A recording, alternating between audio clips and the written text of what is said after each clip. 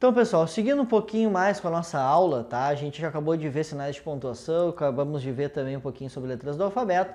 A gente entra um pouquinho na parte de ditongo e de hiato. Quando a gente fala de ditongo e de hiato, geralmente na língua portuguesa a gente tem uma série de probleminhas, né? E são conceitos bem simples que a gente precisa compreender. A ideia aqui é bem mais simples que a do português, e a minha ideia é passar para vocês de uma forma que vocês compreendam, tá? Então, ok? A minha ideia é tentar simplificar o troço. Então, vamos lá. Quando a gente fala de ditongo, tá, e de hiato, a gente está falando geralmente de encontros de vogais, certo? Só que a gente precisa, num primeiro momento, entender a diferença de consoantes e de vogais. Beleza? Então, consonantes e vocais. Se eu perguntasse para vocês o que é uma vogal, certamente vocês me diriam A, E, I, O. Só que eu não fiz a pergunta quais são as vogais, eu fiz a pergunta o que é uma vogal. Do ponto de vista técnico, vogal é toda pronúncia de som que não encontra obstáculo. Já a consoante não, consoante é o oposto, de alguma forma vai encontrar um obstáculo na produção desse som. Só que isso é uma explicação técnica, eu não quero, eu quero a mais simples. Pensem no seguinte, dois grupos de palavras, dois grupos de letras, consoantes e vogais. Pensou em todas as letras, consoantes e vogais. O que é uma vogal? Que não é uma consoante. Isso é óbvio. É, eu sei. Só que uma coisa é eu comparar vogal com consoante. O que é uma vogal? Que não é consoante. Outra coisa é, o que é uma vogal? O que não é uma semivogal. Então entende que tem duas ideias para vogal? Eu não vou usar essas ideias. Eu vou pensar assim, ó. Vamos botar alguns exemplos de consoantes. A gente está acostumado, né? Letra C, letra H, letra L, letra M.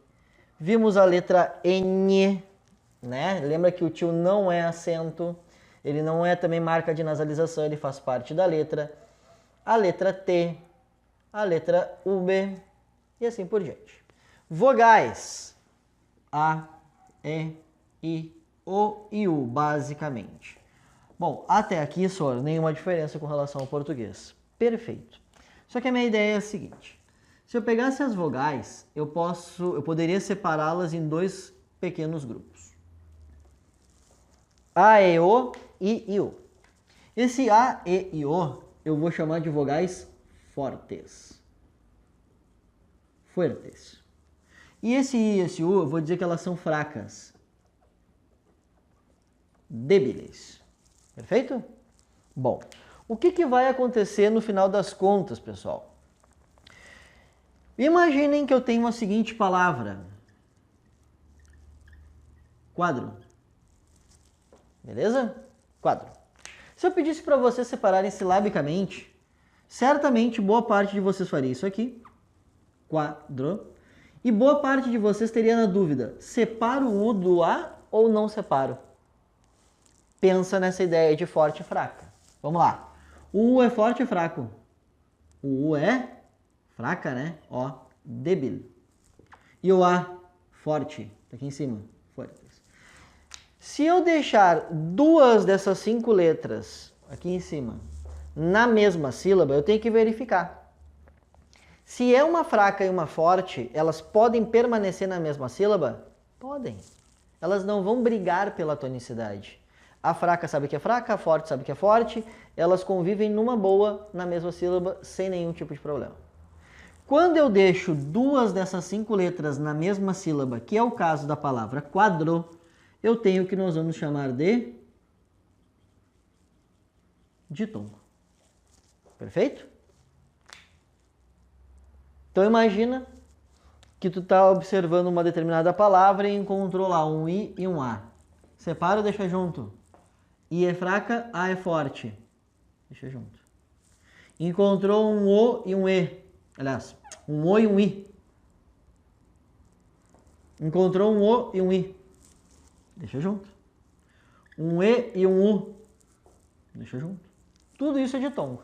Forte, fraca, fraca e forte. A posição não interfere. Porém, imaginem o seguinte. Imagina que agora eu observei uma outra palavra. E apareceu assim, ó. Herói. Separa silabicamente a palavra herói. E sor. Tô na dúvida. Me diz uma coisa, o O é forte ou fraco? Forte. E o E? forte. Pensa o seguinte, duas fortes na mesma sílaba vai dar certo? Não, elas vão brigar pela tonicidade na sílaba.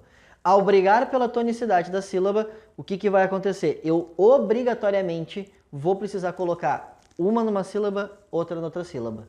Então, separo o O do E, porque o O é forte, o E é forte, uma sílaba para cada uma.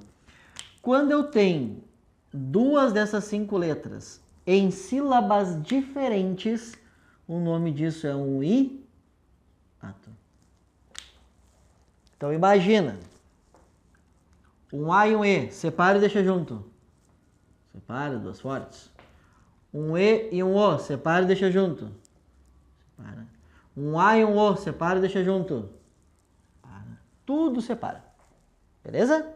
Isso é um hiato. Terceira situação. Imagina agora que eu encontrei a palavra todavia. Senhora, a palavra todavia tem acento. A gente está se coçando já aí, né? Calma, relaxa. Mas vamos lá. Na palavra todavia, se ficasse desse jeito como tá.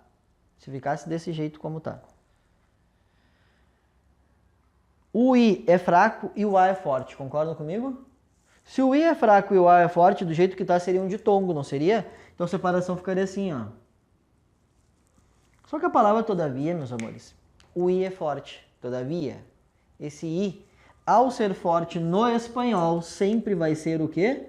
Acentuado. Opa! O A, ele é forte ao natural. O I, ele é fraco ao natural, mas ele está com acento. Se ele está com acento, ele virou uma forte. Então, automaticamente, eu tenho que fazer a separação silábica. Opa, manchei tudo aqui. Separação. Quando eu separo duas dessas 5 letras, o nome desse processo chama-se hiato. Ou seja, se eu encontrasse um I e um O acentuado, um I acentuado e um O, separa. Um U com acento e um A, separa. Um A e um U com acento, separa. Tudo isso a gente vai chamar de hiato. Meus amores, por que isso é extremamente importante para a gente? Porque lá na parte de acentuação e formação de plural, esses conceitos vão interferir diretamente. Tranquilo? Para fechar, uma curiosidadezinha.